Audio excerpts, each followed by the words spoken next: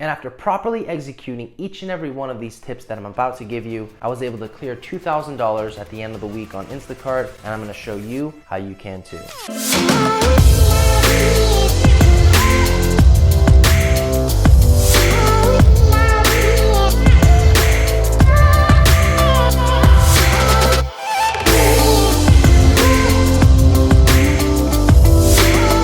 What is up, you guys, and welcome back to my channel. My name is Matt, for anyone who does not know me already. On this channel, I talk about all things social media, as well as videos on how to make money. Obviously, these last couple of videos I've made have been about Instacart, and I wanted to make another Instacart video because you guys have been giving me some amazing feedback. I have 2 right now out there on my channel, and this will be the 3rd one. And honestly, I'm just trying to give you guys value because this is something that I've done for over 2.5 years, and I feel like some of this knowledge is not out there, and that is why I'm creating these videos. So in this video specifically, I want to talk about 10 important things that help me have success every single week. With that being said, keep in mind there are some things that you have to account for, such as having a good rating. For the past month, I've been able to hold a 5-star rating, which has helped me get better batches than I would at a 4.98 or below. And if you're watching this video and saying right now, well, Matt, I'm at a 5-star as well, and I'm not seeing that great of orders, I'm right there with you, and a lot of the other people in the Instacart community are as well.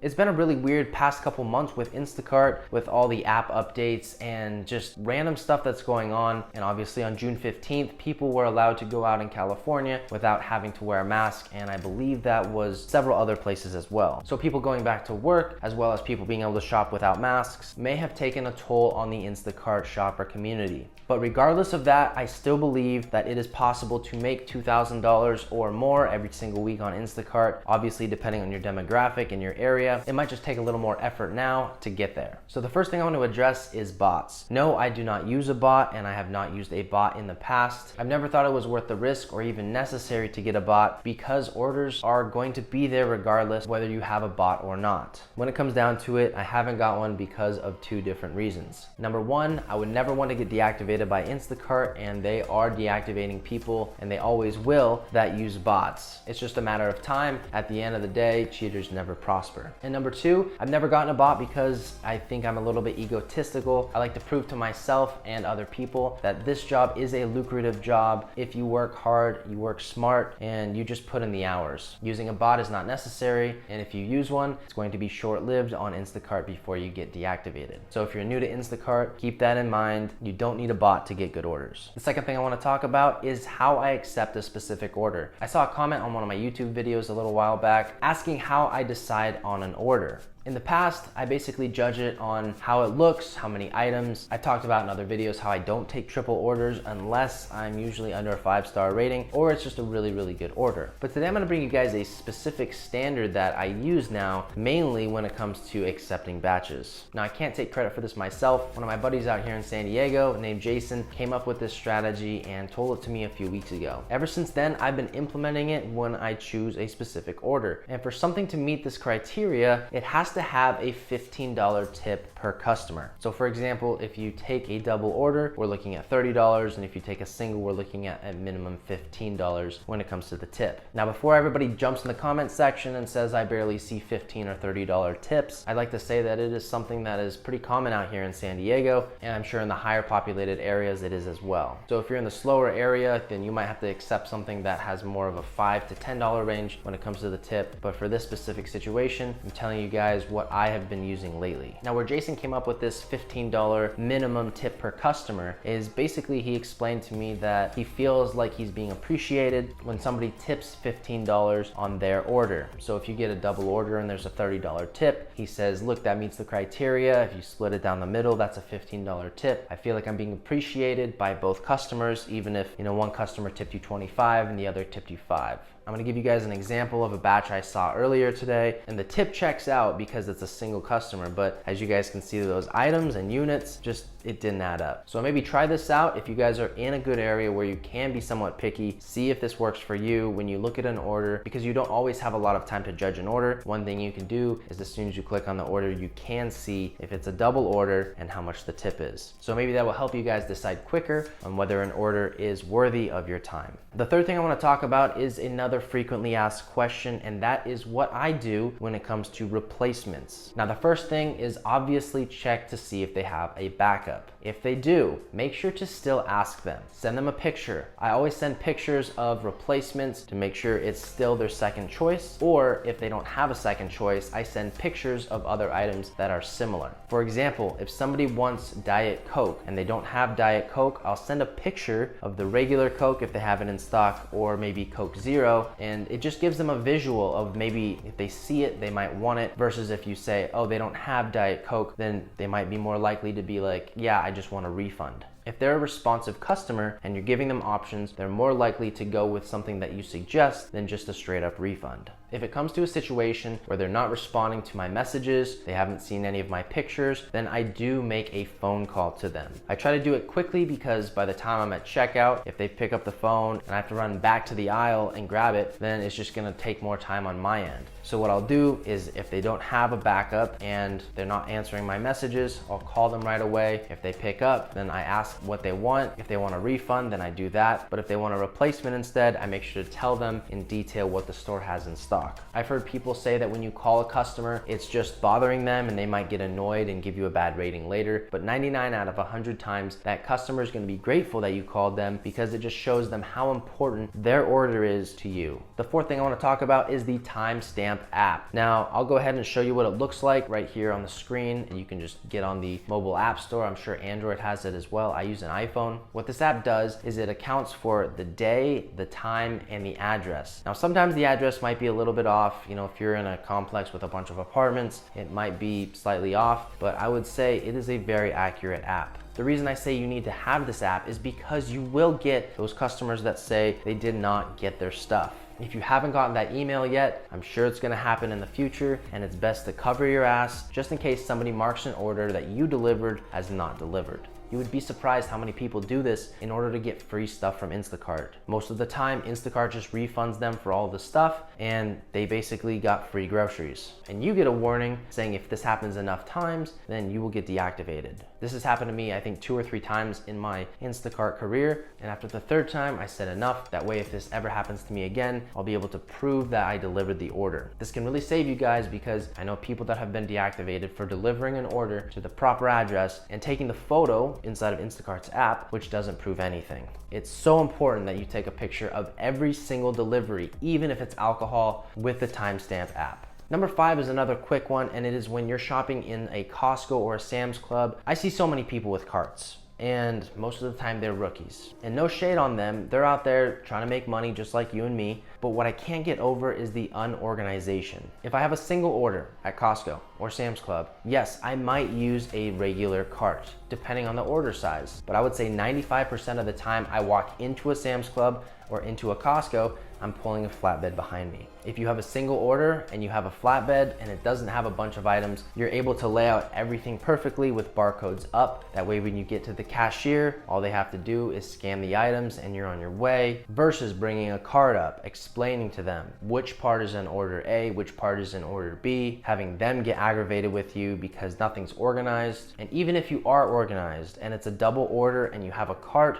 most of the time you're risking damaging an item because the amount of space that a cart gives you versus a flatbed. Flatbeds keep your order nice and clean, and as long as you have boxes when you start your shop, those items won't be damaged at all. So do what you want when you do a Costco or Sam's Club order, but my advice is to always use a flat, and when you get used to using one, it's just like using a cart. Number 6 is boxes. Now, I know I've talked about this in my past 2 Instacart videos, but I'm bringing it up again because I keep getting comments, I keep getting people asking me about where I get boxes, you know, do I leave them on the porch? So I'm gonna kind of clear that up right now. So the main stores that I get boxes from are Costco or Sam's Club. Every time I'm in Costco doing an order, I always try to have a couple extra boxes to keep in the front seat or in the spaces that I have empty in my car. Let's say I don't have any room for extra boxes. In my car, I have a big order and I have to drop it off. Let's say I get an order at like a regular grocery store that doesn't always have boxes and bulk goods. What I would do is go to the produce manager. There's always somebody in the produce area making sure everything is fresh. So what I'll do is I'll go up to them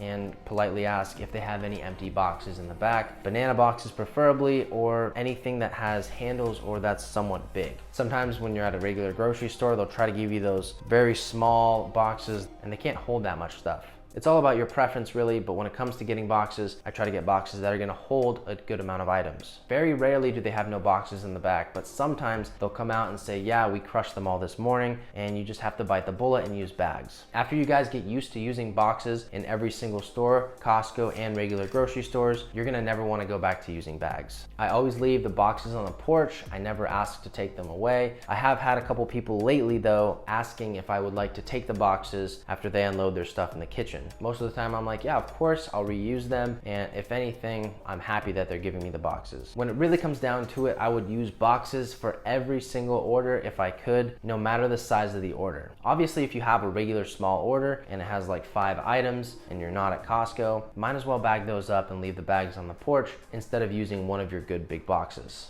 And one more benefit of using boxes is when you are delivering them and you're taking your photo for proof of delivery, you'll be able to see all the items very clearly. So if people mark an item as damaged or missing, it's very easy to send that to the Instacart Trust and Safety team with proof that you delivered the item or delivered it without damage. Tip number 7 is extremely important, especially for those of you who like to shop at Costco. If you don't like to shop at Costco, disregard this. But if you do shop at Costco, always avoid shopping with your kids. Now, I know this is difficult. Sometimes, you know, you're a single mom or a single dad, or maybe you have your kid or kids for the day and you want to work some Instacart and make some money. And you don't really have any other choice but to take your child with you. If you do that, I would say avoid Costco orders altogether. A few months ago, one of my Instacart friends would always shop at the Costco that I shop at. I just stopped seeing him. And then a couple weeks later, I saw him at a Sam's Club, and I was, hurrying through the order because it was right before, it was like 9:30 and I had to get over to Costco because all the orders drop at 10. So I was busy organizing everything on my flat, and I saw him and I was like, hey, what's up, Wayne? What are you doing here? And I asked him why I hadn't seen him at Costco in a while. And he told me that someone reported him because he was shopping with his son. And as soon as he told me that, I felt extremely sorry for him because everybody at Costco knew him and he had been shopping at that Costco long before I had. He knew everybody's name, he was cool with everybody, and I remember thinking, who would have reported him for doing that, for shopping with his son for one single order? You guys have to be careful about this because what happened was he had Costco taken from him altogether. He doesn't see Costco batches anymore because somebody from Costco reported him to Instacart and said that he was shopping with his son, which is technically against the rules. So if you guys like the orders that you get at Costco, avoid shopping with your kids. And another crucial thing to keep in mind when it comes to shopping at Costco is, let's say you're doing a single order. Let's say it's your last order of the day and this order is only like 10 items. And so you're like, you know what, I'm gonna grab a couple things, I'm gonna grab some eggs and milk, that way I don't have to make any stops on my way home. I'm not saying this is gonna happen to you, but I know people that it has happened to. If you do an Instacart order and have your items with that shop as well, sometimes you can also get Costco removed. It depends on the person because, not everybody's gonna report you, but apparently it's Costco's policy to not shop your order while you're doing an Instacart order. And I say this to you now because you really never know who could report you. You guys could think that you're friends and later you find out that somebody went behind your back and reported you for shopping, let's say, one item with an Instacart order. Number 8 is to know your route in the store. Now I talked about this in my last video, but I want to bring it up again because it is extremely important to know your route inside of a store. What I always do before even entering the store, I look through the items to see if there's any deli items, because if there's deli items, I can go over to the deli, have them slice the meat or the cheese while I go off and shop for the rest of the order. Then I can come back, grab the food, and I'm at checkout without having to wait at the end of the order. Not every single store is going to give you aisle numbers. I know some stores give you the aisle number, the shelf number, but some stores are not going to give you anything. So it's important to understand how a store is laid out. And once again, this is just going to come with time, but really focus and pay attention when you're inside of a Ralph's or a Sprouts or a Costco. Most of the time they're laid out very similar. So pay attention when you guys are inside of a store. It's important to know all of the items on your list before even entering the store. That way, when you guys are in the store, you don't have to backtrack to get something because you didn't see it on your order and you didn't remember the specific aisle it was on. So being able to have an idea of your whole order before even going into the store and being able to understand where the items are going to be located are extremely crucial. If you're new to Instacart, don't stress, it's going to take time.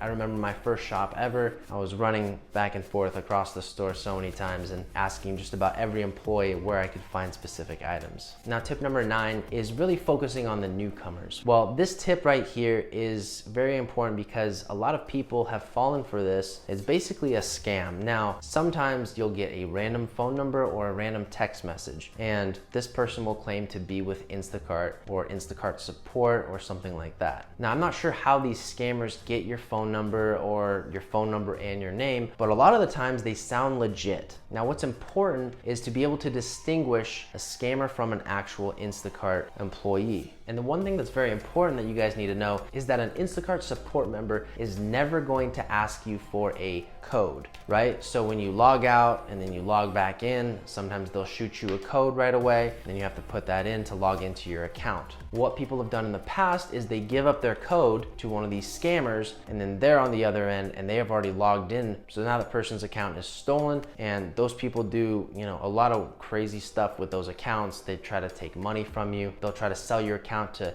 someone to use a bot. So if they get shut down, they just filter through accounts. So just keep in mind never to give a code to anybody. Instacart support is never gonna ask for a code, but sometimes they will text you from a random number and they'll say like, hi, my name is so-and-so, I'll be calling you shortly. And usually that's if something on your end of an order needs to be handled. Sometimes they'll shoot you a text first, and that's an actual real Instacart employee. Number 10 is if you're having, somewhat of a slow day and you're not seeing orders rotate as well in and out of the app. This has helped for me sometimes. So what I'll do is I'll click on the bottom right icon, which has my profile. So from there, I'll scroll down, I'll click on settings, and then from settings, I'll scroll down and I'll click on refresh. And when you click on refresh, click refresh app, and then it'll reset the batches. Then go back to your home screen, tap on it. It's not always gonna rotate batches in and out right as soon as you do that, but I have done this before, and I always thought in the past that this didn't help. I thought just closing the app and bringing it back up would help, but this actually does. It clears the dashboard, and sometimes it does bring in some really good batches. I've gotten some great orders from doing this. I really wanna thank you guys for watching this whole video. I really hope these tips helped. If you guys have any questions, comments, concerns,